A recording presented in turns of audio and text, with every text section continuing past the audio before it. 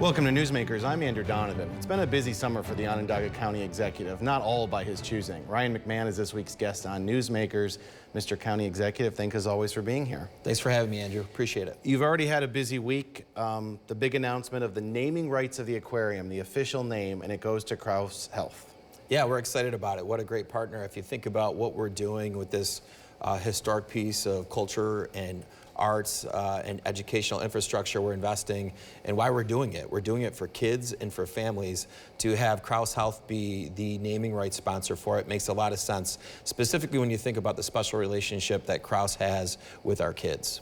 Are you able to release how much they spent to get those naming rights? So we did a short deal, just like we did at the amphitheater. We believe that after proof of concept that the value of this naming rights deal will be a lot more money, but we did a 3-year, $1.5 million deal. 1.5 total. Yes. So about $500,000 a year for 3 years. Yeah, give or take. Yeah. Yep. What does that $500,000 a year approximately injection do for the status of the project? Does it get you to a new point of fundraising need? Did you know that money was there? What does it mean for the overall development and the final construction? Yeah, I think if you think about the overall operation of the venue, that's essentially $500,000 a year of revenue into the operation. So it gives you certainly more flexibility within your budget, allows you to maybe do more marketing outside of the region to try to bring people in from across the country. But it won't be the last naming rights deal. We still have naming rights opportunities for some of the tanks within the building, other things within the building, and again, that will be money that will fall to the bottom line, which gives more flexibility to have a strong venue moving forward.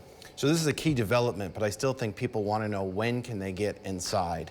What is the timeline on opening look like? I'm a big football fan. I think you are too.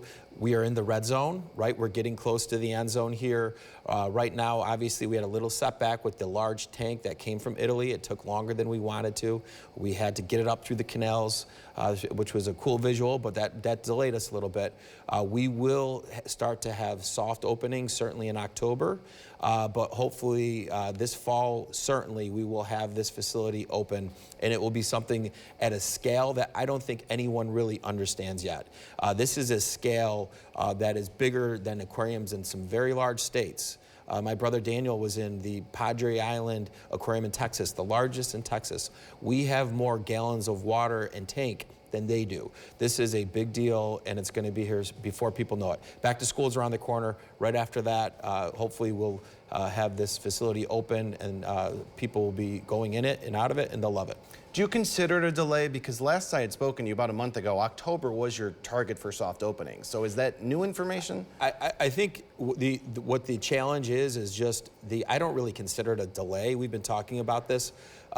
Certainly that big tank, it's a key piece of the facility, and to make sure that that's up and running, and then to get the animals into the big tank to make sure everything's good, that it's safe for the animals, that's our number 1 priority now. Whether or not it's a week or 2 or 3 behind where we wanted the whole facility open, that is what it is. We're going to have a great opening day when this happens, but certainly parts of that venue will be open in October for soft openings. Are there any animals or fish in yet?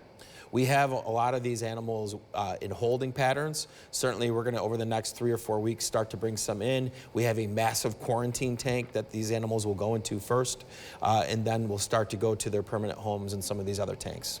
About how long does the acclimation process go for these animals? I mean, how long do they be in quarantine? How quickly can you move them in? Yeah, my understanding is most of them, it's about a week in quarantine, and then you can start to move them into the other tanks. And again, we've procured these animals from across the world, and so getting them here, getting them there is a bit of a logistics challenge, but that's one that we've planned for, and we'll have a lot of new amazing animals here in this community.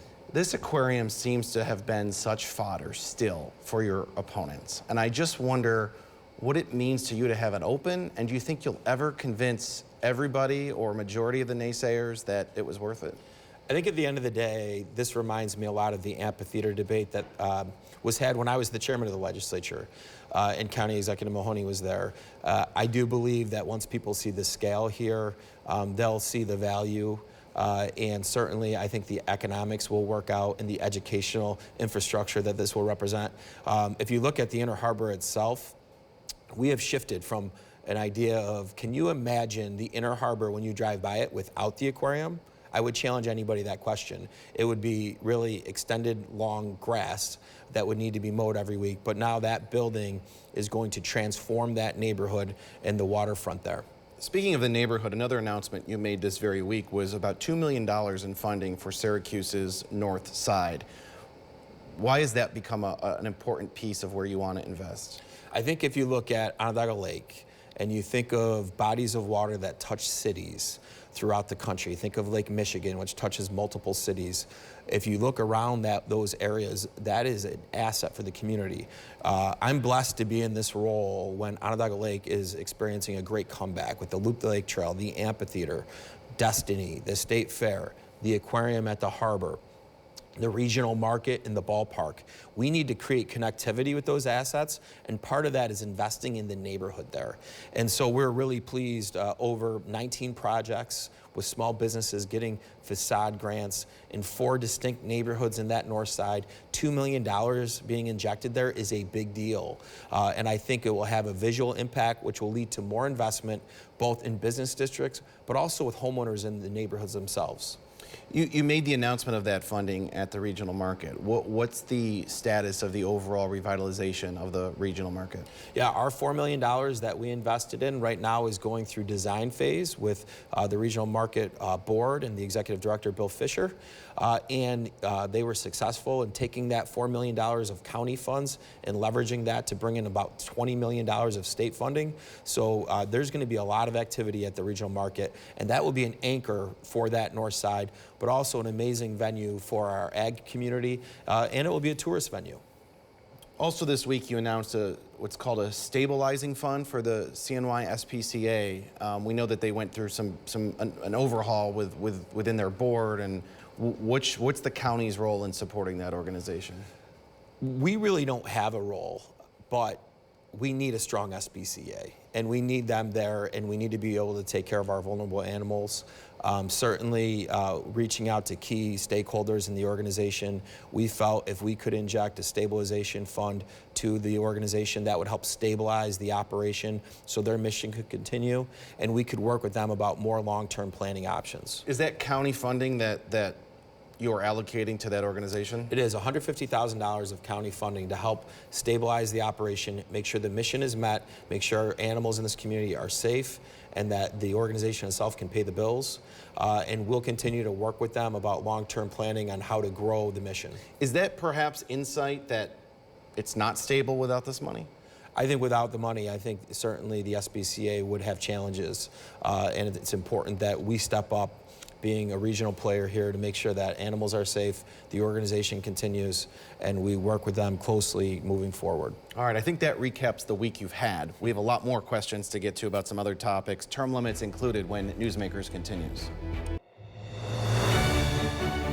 Newsmakers is back. Our guest this week is the Onondaga County Executive, a busy guy who we appreciate making time for us here on Newsmakers and here at News Channel 9. I am going to switch to what I imagine is your least favorite topic of the summer, and that's the drama over term limits. Where does the situation stand? We know that there's litigation between the elections commissioners. You've hired an attorney. You're constantly negotiating with the legislature for it to get resolved through government mechanisms. What's the latest? Yeah, I think overall, just for clarity, my position always has been, even though I personally don't agree with term limits, if the legislature wants to change the charter of the community, bring me a bipartisan bill and I'll sign it. And so certainly we all know how we got here, and we're in a position now where Judge LaMandola has been talking to all parties.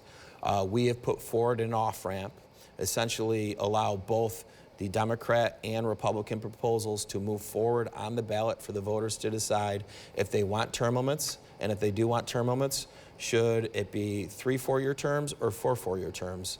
We think it's a reasonable off-ramp. We believe that the judge thinks it's a reasonable off-ramp. We'll see how this plays out, but certainly we need to be focused in on the things that matter to families, and that's creating jobs, creating good paying jobs, working on a housing crisis, making sure communities are safe, investing in kids.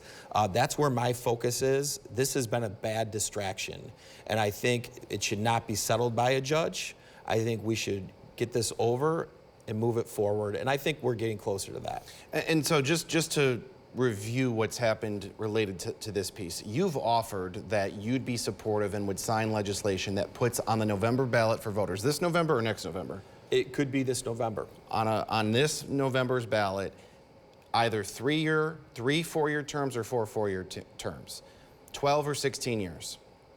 The voters would decide which length. So there'd be term limits, but one or the other would win, and that's the one that would change the charter. Yeah, essentially you have 3 options. One, no term limits, right? The voters would decide that. So that would be an option. Yep. Yeah, you could vote no on both, or you would vote for 3 4-year terms or 4 4-year terms. Whatever got the most votes would then become the law of the county of Onondaga. The legality of that was questioned, but you think through the court proceedings you've been through thus far that now you have legal opinion that perhaps this would be allowed? Yeah, we always had legal opinion by lawyers, not by partisan election commissioners. So I think when you look at who questioned it, I don't think there's a lot of credibility there. But we're very confident with the conversations with the judge that this is legal and this is something that could move forward. This is the first time that I've had you on Newsmakers since all this drama. How do you accidentally sign a bill? How does that happen? Yeah, I think overall, I signed the veto, right? I had the veto, we signed it. Whenever I sign a veto or an acceptance of a local law, you have multiple hard copies you sign. My team was there. Everything is tabbed, sign here. We signed the veto. I signed the second and third pages behind it. One of them was a copy and paste accidental piece of paper where it was copy and pasted incorrectly, and it actually referenced the word acceptance. Certainly we think on the law that clerical errors happen, and we were really confident we would win this, but I think overall this was all a distraction. If the legislature wanted the policy change to change the charter, I've been pretty consistent for 60, 90 days, send me a bipartisan bill and I'll sign it. Instead of sending me a bipartisan bill, they started really a race to the courthouse with what they did. Now a judge has seen it. I think all sides have had a chance to calm down and cool off a little bit, and hopefully we'll get a resolution. So you had a stack of papers that you all thought were identical copies of the veto, but in that stack inadvertently was also a miscopy, pasted, printed acceptance, but because you were just routinely signing copies of the same veto, your signature ended up there. It has not been well reported, but what has been reported that I signed this first is not correct. We talked to the media for a half hour about why we were vetoing it. We came back, reviewed the veto because the veto message I wanted to make sure was there and talking about a path forward on this to get to a policy outcome that everybody could be happy with. And then I signed it. And then routinely, I'll sign multiple hard copies. And that was a mistake. And that was a mistake that we've owned up to as an administration, myself, and certainly we'll learn from that. Nobody's perfect, and we'll make mistakes moving forward. Really, no matter what side of the aisle you land on, how you feel about term limits, how you feel about you or the legislature, I feel like everyone thinks this is somewhat of an embarrassment to different levels of the county government. I just wonder how you reinstate confidence to voters that this was maybe not serious. I don't know. I don't even know what. Yeah. Like, how do you turn this from embarrassment into actually getting back on track? Yeah. Well, I don't think anything's. We spent the first 10 minutes talking about everything going on in the community. We're on a global stage in many ways. This was obviously a setback on a policy that I don't think is number one in voters' minds. Everybody I talk to, when they wake up in the morning, is not worried about term limits on the next county executive, because this doesn't even impact me. They're worried about their jobs. They're worried about cost of living. They're worried about electricity bills that in this state have gone up way too high because of failed policies from the state government. That's what they're worried about. They're not worried about that. But recognizing that folks, if asked the question, probably do like the idea of term limits for politicians, that's where this fits into it. It was a clerical error. Errors happen. It was a mistake. It was not illegal. And I think if a judge has to rule, I think a judge will rule in our favor. But we've put forward an off-ramp for everybody, and I think folks will take the off-ramp. All right, we'll take another break. More with the county executive after this. The Onondaga County Executive is back as our guest on Newsmakers, a topic you do want to talk about. Micron, what's the latest? Yeah, I think the project, if you have driven by Route 31 at the White Pine Business Park, it's moving fast. It's moving faster. Every metric is going faster right now. The company's having a tremendous amount of success. They need to continue to build capacity, and this means good paying jobs, thousands of construction jobs. Every trade is hiring. Every trade is paying more. Companies are coming into the community and opening up offices and leasing space. Look at Bechtel. Bechtel's opened up an office. They essentially have leased out an entire warehouse. They're looking for more laydown space. They're hiring. That's just one project. Our infrastructure side, the industrial wastewater project, we hired Kiewit, another national firm, to help us with that. They're coming into the community. They're going to be opening up an office, bringing jobs, hiring. Right now, we are in the midst of a construction boom we have never seen in this community, which is then going to lead to a hiring boom that we've never seen in this community. We're on a global stage, and we're executing on creating the Central New York Semiconductor Cluster. And why this matters more when people are thinking about just the cost of living in their own pocketbooks, these are good paying jobs, right? If people have higher paying jobs, right, the cost of living issue helps go away. And that's where our focus is, Andrew, is executing on this once in a lifetime opportunity for bringing Micron, making it happen faster, maximizing the construction jobs for residents here in Onondaga County, but also bringing the supply chain with them. I've been traveling the world, as we've talked about. I've been hosting international delegations here. We are very, very close to being able to talk about multiple investments by foreign companies co-locating with Micron. More and more, we're hearing conversations about dust and dirt on the roads, and even now some cases of damaged vehicles driving in that area. And I just wonder, how can people be supported through the, maybe unintended consequences of that level of construction? Yeah, I think overall, you're going to have disruptions when you're talking about building the largest mega campus in the United States, right? So I think overall there's going to be disruptions, right? That's factored in the environmental review. A couple things that will help with that. Mind you, I live 6 minutes from the site, so I drive by it, and I'm impacted the same way. The truck traffic is always going to be there.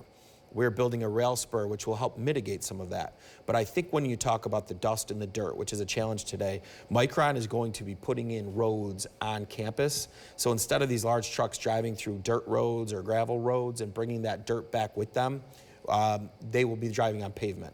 Now, Micron, if you drive by, they do have street sweepers out there consistently, but that doesn't change the impact that you're going to have, dirty roads for a period of time. So that's going to get better.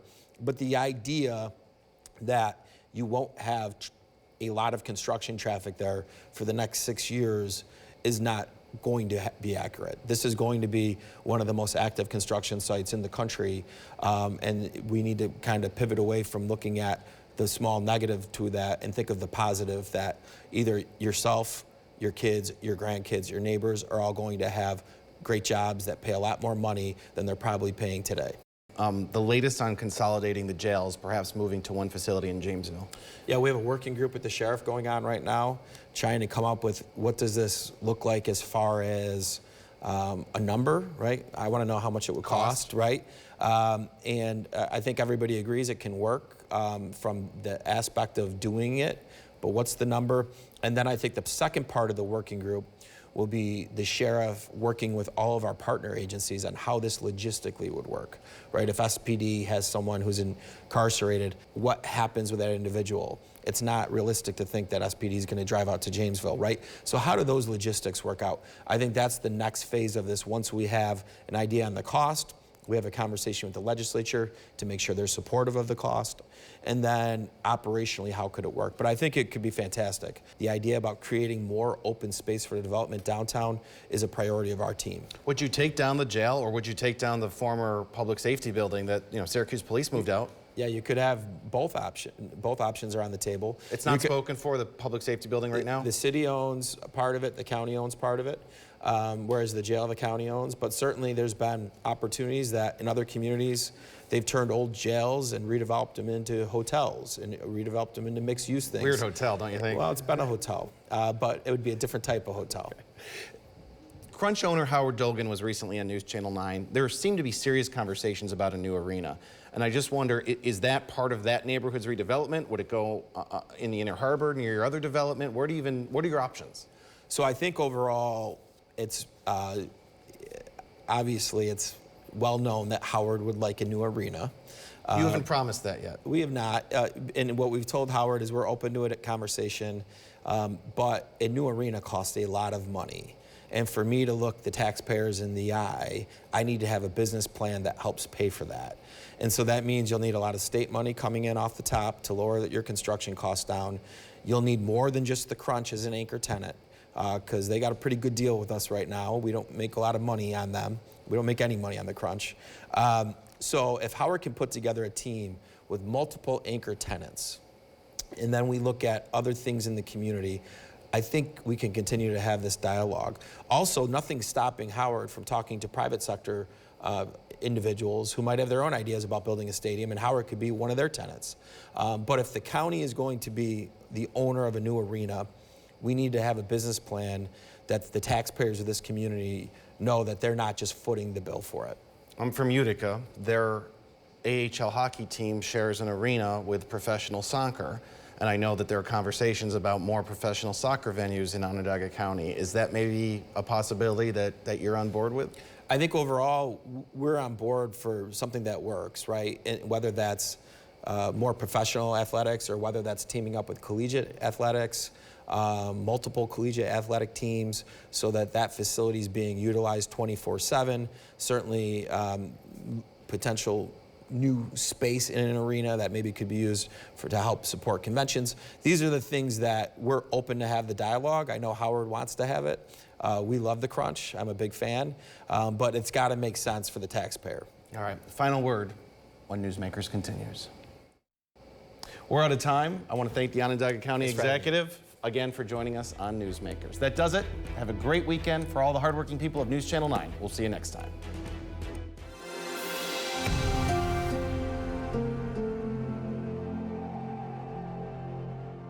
Syracuse football is back, and so is Orange Nation. Join us as we preview Fran Brown's third year at the helm as he and the Orange look to bounce back from last season. Orange Nation, August 31st at 7 on News Channel 9 and WSYR+.